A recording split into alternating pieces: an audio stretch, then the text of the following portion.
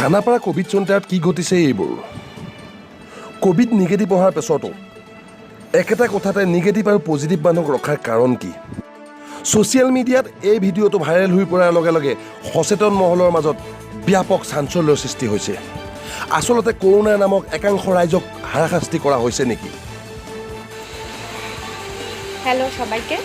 আমি অনিন্দিতা বলছি গুয়াহাটি থেকে আজকে 14 তারিখে আমিও আমার মিস্টার আমাদের উদালবাকরা টেস্টিং সেন্টার সাবিত্রী ভাড়ালিতে গিয়ে টেস্ট করাই কোভিড যেহেতু আমাদের দুজনেরই দুদিন ধরে জ্বর ছিল টেস্ট করানোর পরে আমাদের সাথে সাথেই বলা হয় আপনারা পজিটিভ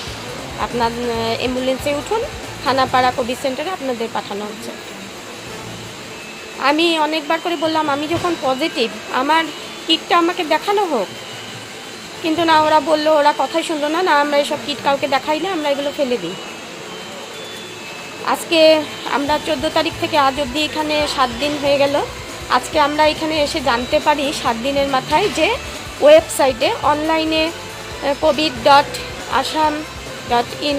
এই ওয়েবসাইটে গিয়ে আমরা আমাদের রেজাল্টটা চেক করতে পারি তো আমরা ওখানে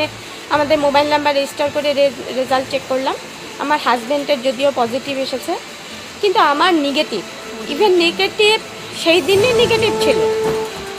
ওখানে ডেট মেনশন করা আছে 14 and sample collection on 14 and result is negative কিন্তু আমাদেরকে রেজাল্ট আমাদের রিপোর্ট না দেখিয়ে এখানে পাঠিয়ে দেওয়া হয়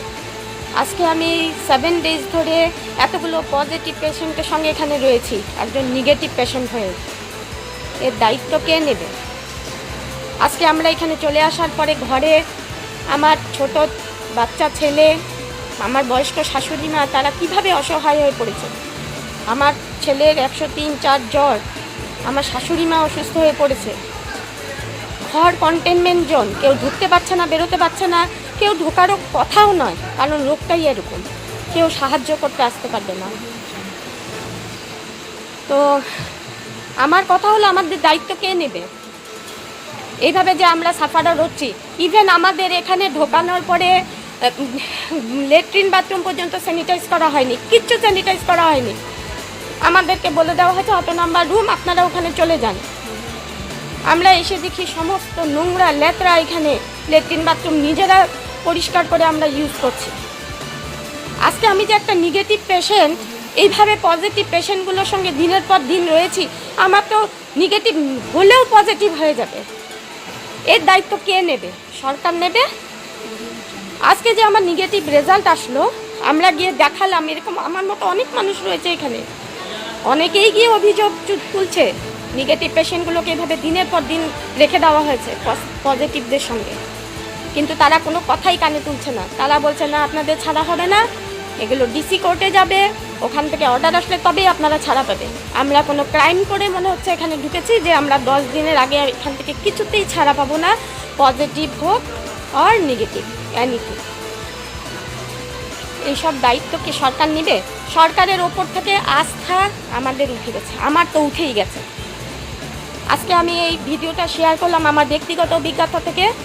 যে আজকে আমি একটা নেগেটিভ পেশেন্ট হয়ে আজকে 7 দিন ধরে এখানে রয়েছি আরও কতদিন থাকতে হবে তাও জানি না এই ভিডিওটা বেশি শেয়ার হলে শ্রীযুক্ত হেমন্ত বিশ্ব শর্মার কান অবধি পৌঁছালে আমরা সবাই উপকৃত হব যে এইসব টেস্টিং সেন্টারগুলোতে কতটুকু গাফিলতি চলছে কতটুকু নাটক চলছে এখানে তারা দেখছেই না নেগেটিভ না পজিটিভ সোজা অ্যাম্বুলেন্সে ওঠাচ্ছে আর পাঠিয়ে দিচ্ছে সেন্টারে আমার এতটুকুই বলার ছিল পারলে এই ভিডিওটা শেয়ার করবেন স্বাস্থ্য বিভাগ তথা মন্ত্ৰী ডক্টৰ হিমন্ত বিশ্ব শৰ্মা সজাগ হ'বনে নে এনেকৈ শাস্তি দিয়া হ'ব একাংশ ৰাইজক সময়তে লক্ষণীয় হ'ব নিউজ ডেস্ক ৰিপৰ্ট দৰ্শন নিউজ